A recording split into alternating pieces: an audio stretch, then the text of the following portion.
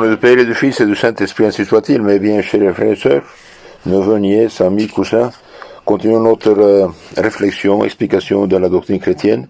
Nous continuons à parler de la perfection chrétienne. On a dit que la perfection chrétienne suppose qu'on observe fidèlement les commandements de Dieu et de l'Église et qu'on accomplisse les devoirs de son État aussi parfaitement qu'il est possible. Eh bien, on va approfondir ce thème parce que quels sont les moyens pour arriver à la perfection? Dans les causeries antérieures que je vous conseille d'écouter, on a dit pour arriver sûrement à la perfection chrétienne, il faut employer les moyens suivants. On doit être fidèle dans les petites choses. Par là, on obtient de plus grandes grâces et l'on ne tombe pas si facilement dans le péché mortel. On doit s'exercer à se dominer soi-même, vainqueur de soi-même, ne suivre ses caprices. Ceux qui sont de Christ ont crucifié leur corps avec ses concupiscences, dit Saint Paul. Et puis on a dit que le renoncement à soi-même, eh bien, aide notre intelligence. Par l'exercice du renoncement à nous-mêmes, notre intelligence est éclairée, notre volonté s'affermit contre le mal, et l'âme acquiert une paix véritable. Eh bien, on a dit donc que nous avons dans nos membres une loi qui combat la loi de notre esprit, dit Saint Paul, Romains 7, 23. Dans nos membres habitent de mauvais penchants que nous devons réprimer. La chair combat chaque jour contre l'âme et chaque jour nous avons lutté contre la chair. Eh bien, celui qui fait tout ce qui lui est permis fera bientôt ce qui ne lui est pas permis. Celui qui se refuse ce qui lui est permis évitera d'autant plus ce qui est défendu du Saint Grégoire. Le renoncement à soi-même éclaire l'intelligence. Le renoncement à soi-même fortifie la volonté. Par le renoncement à soi-même, l'âme obtient une paix véritable. Voyons ça, c'est très intéressant. Le renoncement à soi-même éclaire l'intelligence. Ce dont nous privons nos sens extérieurs, nous le recevons au centuple dans notre intérieur. Quand nous donnons à Dieu notre corps, il nous donne son esprit, dit Saint Brigitte. De même que dans une balance, un plateau monte quand l'autre descend, ainsi en est-il de l'homme. La claire vue de son esprit sera d'autant plus grande qu'il réprime davantage ses inclinations charnelles. Mortifions en nous les penchants de la chair pour fortifier les énergies spirituelles et nous procurer la vie et la paix, dit Saint Basile. Donc le renoncement à soi-même éclaire l'intelligence, fortifie l'intelligence. Et aujourd'hui on vit dans un monde vraiment perdu parce que l'intelligence elle est dans les nuages, quoi, elle est dans l'obscurité. Le renoncement à soi-même fortifie la volonté. Notre volonté si faible s'affermit alors comme les liquides peuvent se transformer en solides. Si la volonté est forte, l'homme réprime promptement les désirs coupables du corps et triomphe facilement de toutes les tentations du démon. Un soldat exercé au maniement des armes remportera facilement la victoire dans le combat et le chêne robuste se brise plutôt que de ployer. L'homme immortifié n'est qu'un roseau que le vent incline de tous côtés. Par le renoncement à soi-même, l'âme obtient une paix véritable. Une maison ne jouit d'aucune tranquillité quand on en sort et qu'on y entre continuellement. Ainsi l'âme ne jouit d'aucune paix si l'on ne veille pas sur nos sens. C'est-à-dire, si les regards divaguent de tous côtés, si l'on parle avec excès, si l'on écoute tout sans discernement, etc., etc. Et aujourd'hui, que dire des réseaux sociaux, n'est-ce pas? Attention, attention, attention. Attention, il faut voir ces choses un peu, oui, mais pas trop, et surtout il faut s'habituer au livre. Un livre dans la main, c'est beaucoup plus intéressant. Si l'on ferme la porte, la maison sera tranquille. Si l'on surveille ses sens, si l'on s'exerce au renoncement, on obtiendra proprement le contentement intérieur. Nos mauvais penchants sont comme les tempêtes de la mer. Par leurs mouvements désordonnés, ils bouleversent le cœur. Si vous savez commander au vent de vos passions, vous jouirez d'une paix admirable et d'un repos délicieux. Celui qui, pour l'amour de Dieu, a sacrifié tous les désirs de la chair, ressentira les plus douces consolations de l'Esprit Saint. Celui qui a vaincu ses mauvais penchants s'est donné à lui-même une paix durable, dit saint Chrysostome. L'homme acquiert une véritable paix quand la chair se laisse diriger par l'âme et l'âme par l'impulsion de Dieu. Et la paix de l'âme acquise ici-bas est l'avant-goût de la félicité éternelle. L'âme habituée au renoncement ne sera pas facilement troublée.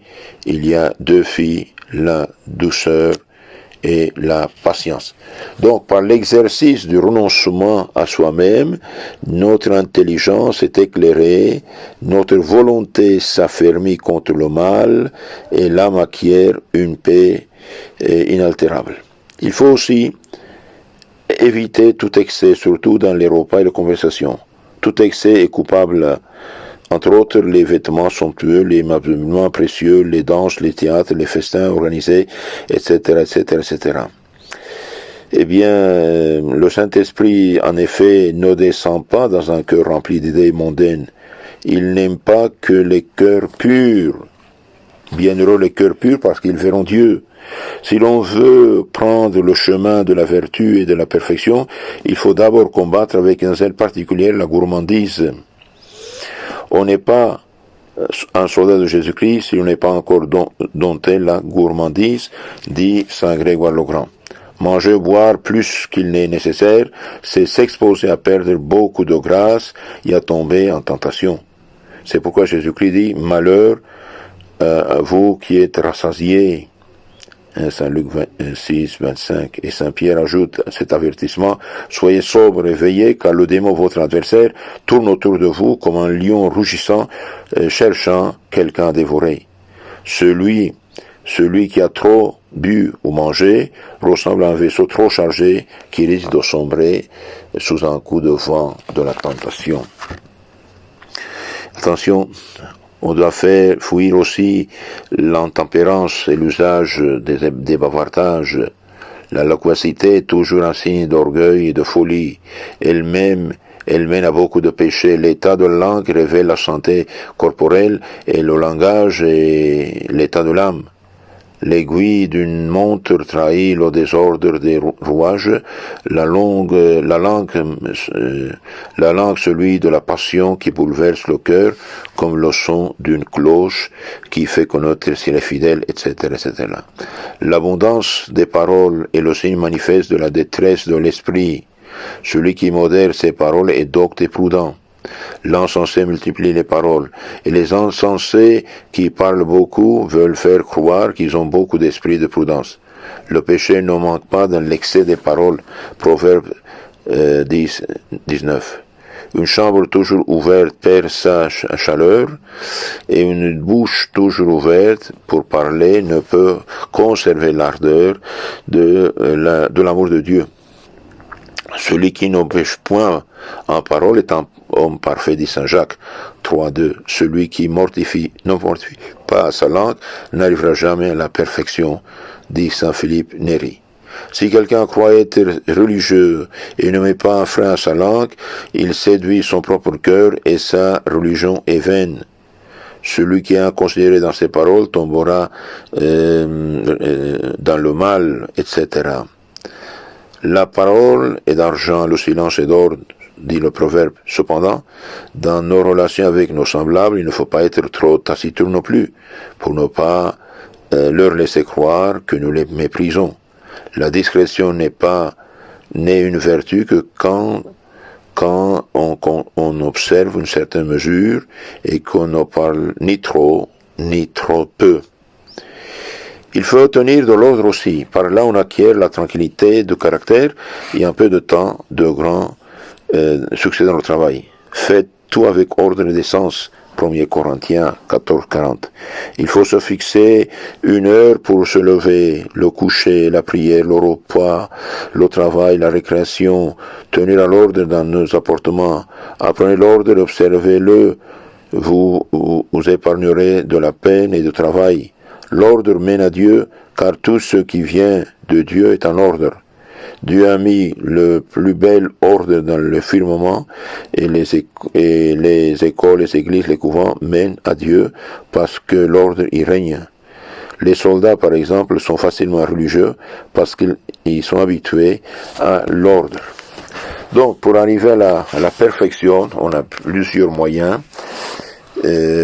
Pour arriver sûrement à la perfection, on doit être fidèle à des petites choses. Par l'on obtient de plus grandes grâces et l'on ne tombe pas facilement dans le péché. On doit s'exercer à se dominer soi-même, le renoncement à soi-même est le caractère propre du vrai chrétien. Celui qui veut me suivre, dit Jésus-Christ, doit se renoncer à soi-même. Celui qui veut être chrétien, disciple de Jésus-Christ, doit se renoncer à soi-même. Et ceux qui sont de Jésus-Christ, ils ont crucifié leur chair. Aussi, pour exercer le renoncement de soi-même, par l'exercice du renoncement à soi-même, notre intelligence est éclairée, notre volonté s'affermit contre le mal, et l'âme acquiert une paix véritable. Il faut aussi éviter tout excès dans les repas et les conversations, et n'oublions pas que l'ivronnerie est un péché mortel. Ça, Première lettre aux Corinthiens, chapitre 6, 9 et suivant.